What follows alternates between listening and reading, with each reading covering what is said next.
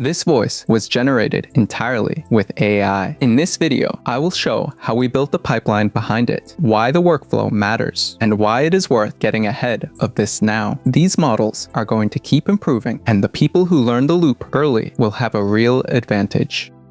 Here is the stack. Fish-S2 generates the voice, and ClearVoice Studio cleans the take. NISQA and Audio Flamingo score the sound. The hard part was inconsistency. A few slides sounded warm, close. Other slides carried a raspy edge or a faint digital crackle that made the microphone feel worse than the voice model really was. The obvious move was to keep changing generation settings. We tried lower temperature, different seeds. That helped individual takes, but it did not create a dependable workflow. The better answer was to generate a candidate, clean it, score it, and only accept it if the voice stays natural, similar to the speaker, and free of obvious artifacts. The scoring loop had to match what I actually hear. One check looks for artifacts. If a take has crackle, gaps, clipped sounds, or broken audio, another check asks whether the voice still has a clean waveform is not enough if the delivery turns flat or robotic. The quality score is only one signal. Simple checks look for clipping. We compare the voice against the reference clip. The goal is not to replace human listening. It is to keep bad takes from becoming the default. Resemble Enhance was the first tool that made the repair path feel real. A denoise only pass on the first test clip was immediately useful. It kept the timing aligned, reduced the raspy edge, and did not break the slide duration. When we combined denoise and enhancement, the score jumped from weak to excellent. The measurement still showed the trade-off. Speaker similarity fell by several points. Resemble could make the audio cleaner, but sometimes by pulling the voice away from itself. That made it useful for repair, but risky as the automatic. The strongest lesson was that more processing is not automatically better. The early pass sounded useful, so we pushed it. 3 passes, 5 passes. Duration still looked stable, and peak level stayed below. A basic file inspection would not scream failure. The judge loop did. After repeated passes, the voice picked up artifact, hits, and the score. That is exactly why the loop exists. A cleanup model can slowly smear consonants, flatten room tone, or add a plastic edge while still producing a normal-looking WAV file. The ear hears the damage before a simple file check does. ClearVoice changed the decision because it improved the weak clip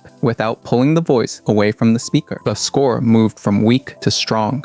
Speaker similarity stayed very close to the original. Expression improved, and the loop found no hard reject and no artifact hits. That balance mattered more than winning one headline score. The model behaved like a voice-preserving cleaner. It helped the weak take while keeping the speaker close enough to remain believable, which is exactly what an automatic cleanup step needs to do. The second test was just as important. A default enhancer must not damage the strong. We ran ClearVoice on a slide that already sounded solid, and the score barely moved. The model did not force a dramatic change where the audio was already clean. It showed restraint. That is the behavior we want. Improve rough slides, and avoid turning the deck into a collection of differently processed voices. The best cleanup model is not the one that changes everything. It is the one that knows when to leave the performance alone. Once ClearVoice won, the implementation boundary mattered. The cleanup step runs after each slide is mixed, as before that mixed file is marked complete in the cache. That means a resumed build does not silently reuse old audio from before the cleaner exists. The batch path and the individual slide generation path both call the same. The final music mix is left alone. Background music, ducking, and export happen after the narration. The result is one enhanced voice wave per slide. Easy to inspect, easy to score, and easy to replace. Automatic cleanup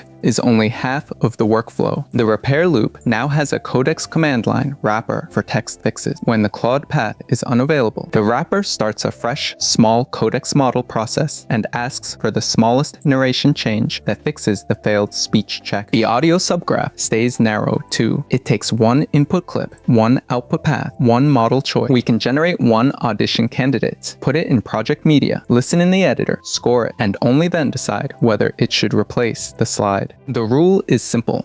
Do not chase one number. Audio quality. If a candidate gets cleaner while losing speaker similarity, that may be worse for this channel. If a repeated denoise chain looks stable but picks up artifact hits, it should lose immediately. If a model improves a bad slide but damages a good slide, it is not a safety fault. ClearVoice won because it balanced the measurements. It improved the rough clip, avoided hard rejects, kept similarity high, and barely touched an already. That is the behavior we want in every build. Generate with character first, then clean with restraint. Fish gives us the speaker identity and natural timing. ClearVoice cleans the slide after it becomes a. The loop protects against two failures, keeping raspy audio just because the speaker and keeping overprocessed audio just because the waveform looks clean. The target is simple: realistic voice, close speaker match, and a final clip that sounds ready to ship.